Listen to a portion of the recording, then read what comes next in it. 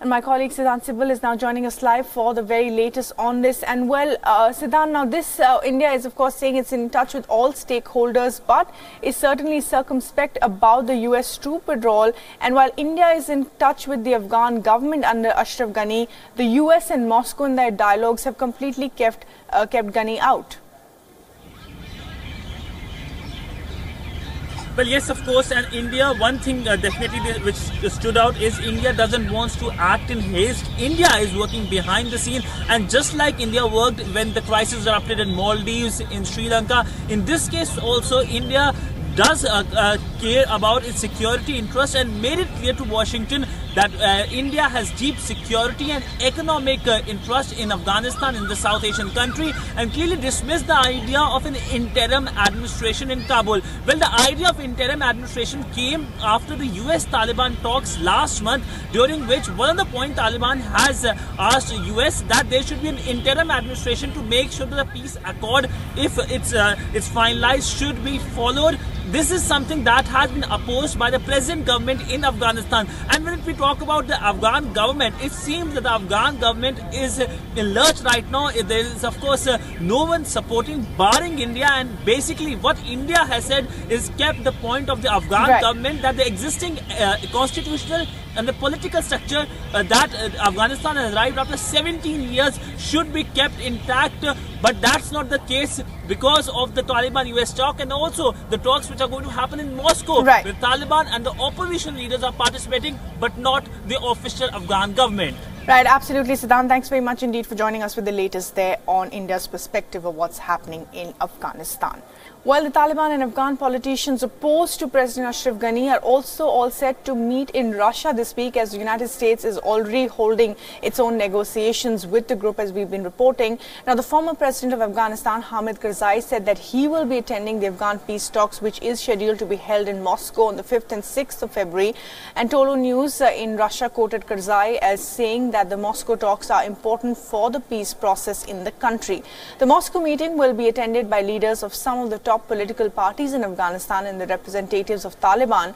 Now, the Afghan Ministry of Foreign Affairs, however, has told WION that the government will not be attending the talks. The Taliban refuses to recognize Ghani's government, calling it a puppet to the US, and Ashraf Ghani has repeatedly called on the Taliban to begin talks with his government.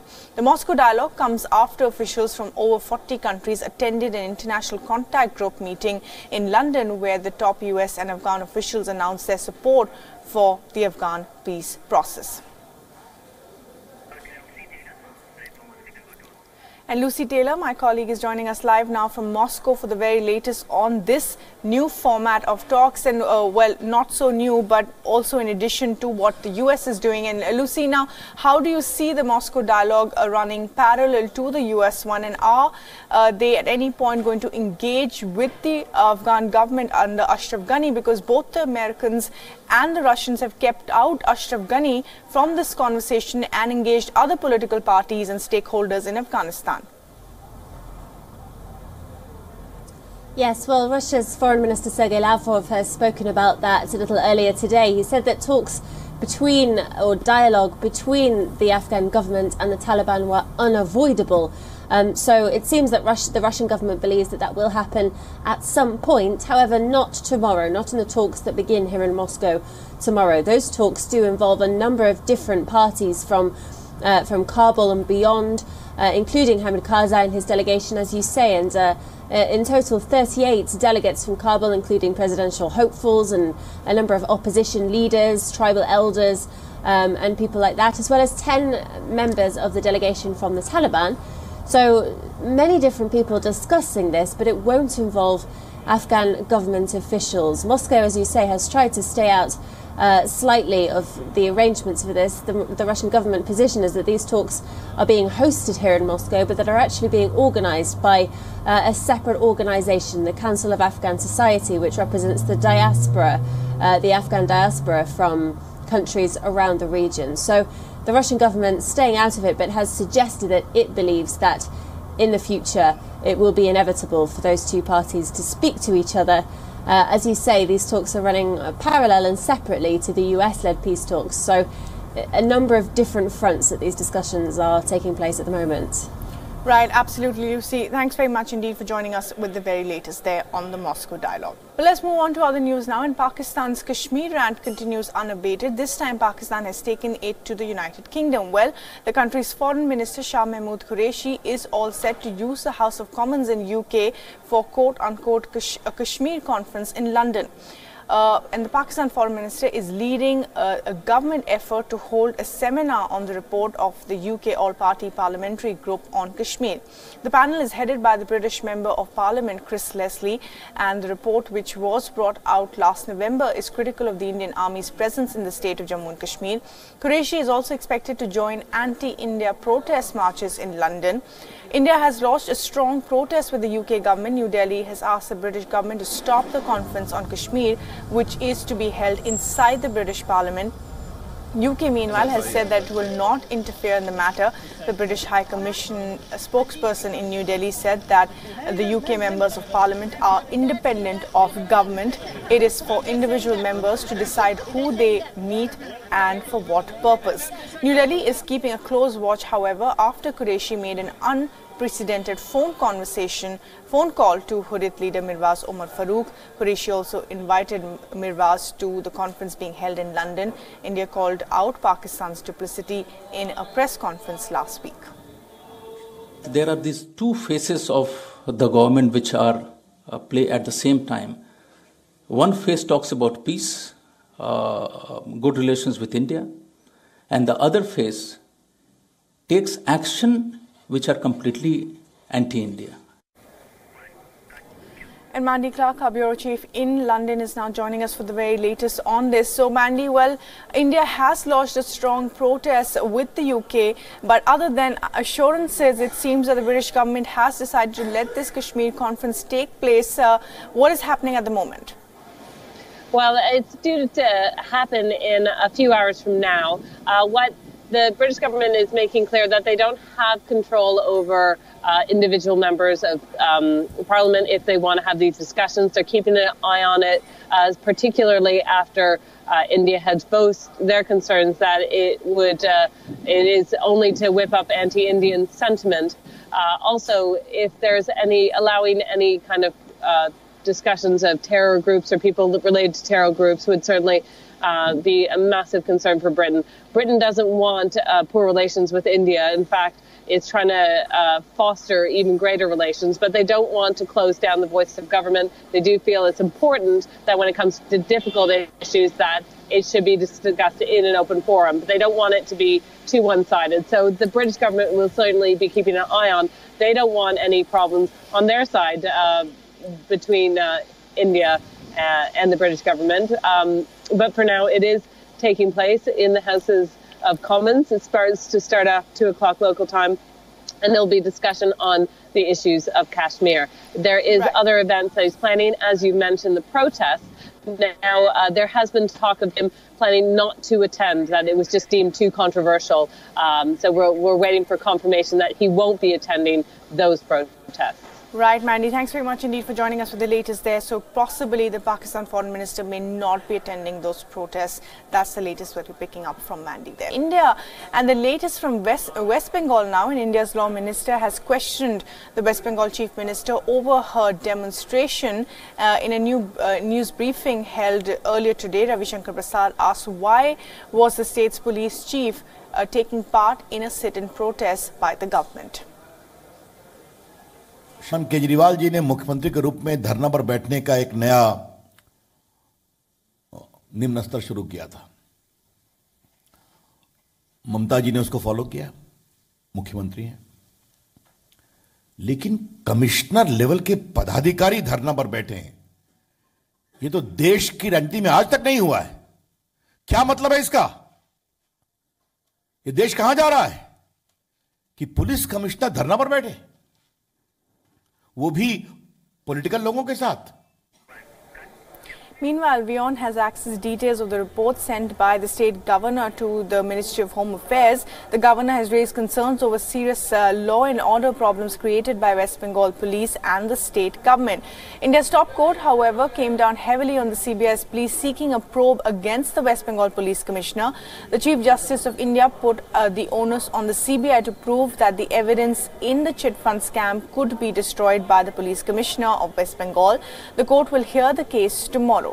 The issue resonated in both houses of the Indian Parliament as well, and the Home Minister Rajnath Singh said the Police Commissioner was not cooperating with the CBI and hence the CBI was compelled to take action. Shri Bengal के महामहिम राज्यपाल महोदय से भी चर्चा की है और राज्यपाल महोदय ने राज्य के चीफ सेक्रेटरी और डीजी पुलिस को बुलाया है कि इस मामले में उत्पन्न एजेंसियों के टकराव को दूर किया जा सके और सीबीआई के अधिकारियों को सुरक्षा प्रदान की जा सके। मैंने इस मामले में महामहिम राज्यपाल को यह भी कहा है कि पूरे मामले की एक रिपोर्ट वह भेजने का कष्ट करें। The showdown that began Sunday evening in Kolkata has spiraled into a full-blown political battle between the BJP and the opposition parties. West Bengal Chief Minister Mamata Banerjee is on a sit-in over the CBI's attempt to question the Kolkata Police Commissioner in connection with the two chit fund scams. She is calling it a Save the Constitution protest, adding to the high drama, she skipped meals and remained awake through the night on a makeshift dais. She also has plans now to hold a cabinet meeting at the protest site where she has been camping. The state budget is due to be presented today, which according to reports will be done via telephone by the Chief Minister from the protest site itself. The Chief Minister has accused the federal government of carrying out political vendetta. Kolkata police commissioner যার আন্ডারে কয়েক হাজার police force কাজ করে, তুমি তার বাড়িতে চলে আসছো উইদাউট ওয়ারেন্ট, তার বাড়িতে আসছো কি সিক্রেট অপারেশন করবে বলে? এত বড় অরাজনীতি হলো কোত্থেকে? পায়ের জোরে ভয় দেখিয়ে ধমকি দিয়ে ভাবছো বিজেপিকে জেতাবে। বাংলার মাটি খুব দুর্জয় ঘাঁটি। The face-off is only escalating into a big political fight. Opposition parties in India are rallying behind Mamata Banerjee.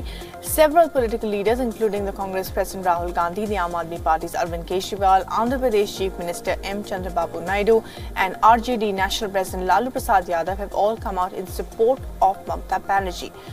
Rahul Gandhi even called Mamata Banerjee and extended support to her, saying that the entire opposition is together on the issue.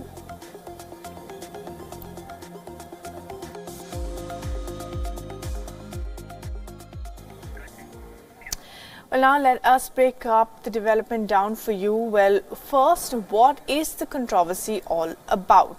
Well, it is an out-and-out unprecedented political war between West Bengal Chief Minister and the Trinamool Congress Supremo Mamata Banerjee and Indian Prime Minister Narendra Modi.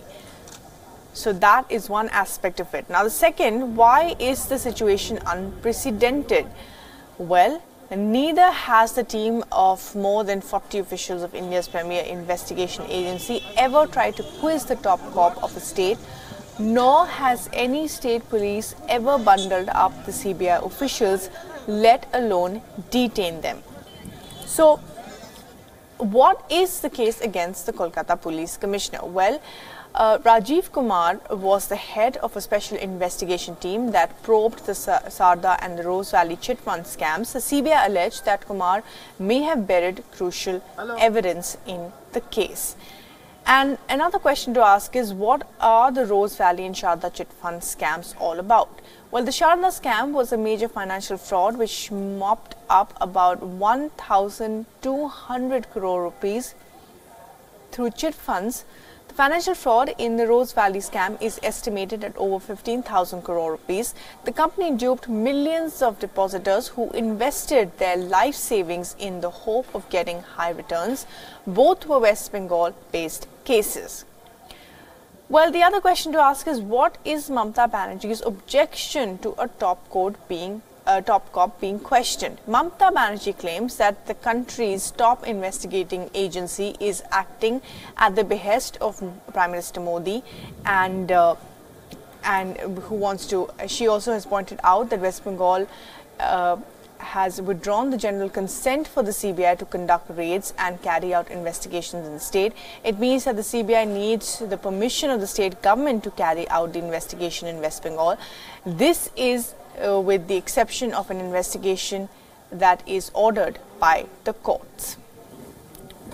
And what will happen? What have the other states done about CBI's jurisdiction over federal entities? Well, it is only in West Bengal and Andhra Pradesh that the CBI needs the permission of the state. In all other states, the investigating agency is free to conduct raids or carry out investigations. So that, of course, being the legal aspect of what is allowed in the state. Now, does the CBI have a strong legal ground for the case? Yes and no both. And this is exactly what the top court will take up tomorrow. So the court has ordered the CBI to probe the Sharda scam, and hence the investigating agency is well within its legal rights to knock at the doors of the top cop. But there is a twist. The Calcutta High Court has issued a stay order in the questioning of Rajiv Kumar till the 13th of February. It means that technically the CBI has gone against the High Court order as well. Now, who are the leaders who have supported Mamata Banerjee? Well, that is a long list, but some of the prominent faces are the Congress President Rahul Gandhi, Arvind Kejriwal, as well as the former Prime Minister H.D. Deve Gowda, his son H.D. Kumaraswamy, who is the current Chief Minister of Karnataka, the National Conference leader of Jammu and Kashmir, Omar Abdullah, Samajwadi Party leader Akhilesh Yadav, and Andhra CM Chandrababu Naidu among the more prominent faces who have supported her. Now, why is the timing so important? Well, because it comes as political parties get into top gear for India's parliamentary elections due in 2 months, and also because it might turn out to be a big litmus test for the opposition unity. And finally, the last point, what next for Mamata Banerjee and of course for the centre? All eyes will be on the top court, which will hear the matter tomorrow. The court has asked the CBI to present the proof that Rajiv Kumar has destroyed crucial evidence in the Sharda scam. The Federal Home Ministry is expected to take action against the top cop for breaching the official code of conduct by participating in the Mamata Banerjee-led protests. Well, switching tracks now to some weather-related news, and monsoon rains are causing havoc in Australia. Major flooding has threatened several thousand homes, forcing more than 1,000 people to be evacuated from Townsville. Now, emergency services have received thousands of calls from people overnight. Much of the city of Townsville in Queensland state is flooded, with residents left without power and some are compelled to seek safety on the roofs of their homes. The Weather Bureau has warned of dangerous and high-velocity flows along the Ross River after the floodgates were opened full at the river dam, releasing about 1,900 cubic meters of water a second. Dam levels have stabilised, but with the potential of further rain, things can change. Last night was rough, but everyone pulled together. As we know, there is still heavy rainfall across this area. This monsoonal trough just doesn't want to seem to move much at all. There's going to be heavy rainfall over the next couple of days. There will also be damaging wind gusts and intense rainfall with significant flash flooding. So once again, our message is, if you don't need to be out on the roads, please don't. Aerial footage shot from a rescue plane reveals the extent of the once-in-a-century flooding. A record 1.16 meters of rain has fallen across the Townsville area over the past 7 days, with another 100 millimeters expected to be dumped over the area. Snakes and crocodiles have crawled on the streets, it seems, as authorities warn of strong winds and more rain to come. Well, a series of avalanches in the Alps over the weekend have also killed at least 10 people in Italy, and Italy's northwestern Aosta Valley witnessed 3 avalanches and registered the heaviest toll, with 5 people dead and 1 missing in the area. An avalanche in Italy's Bolzano area near the Austrian border killed at least an 18-year-old skier, and another avalanche in neighboring Lombardy killed a snowboarder. Meanwhile, rescue teams have been searching the Alps in northern Italy after several skiers were killed.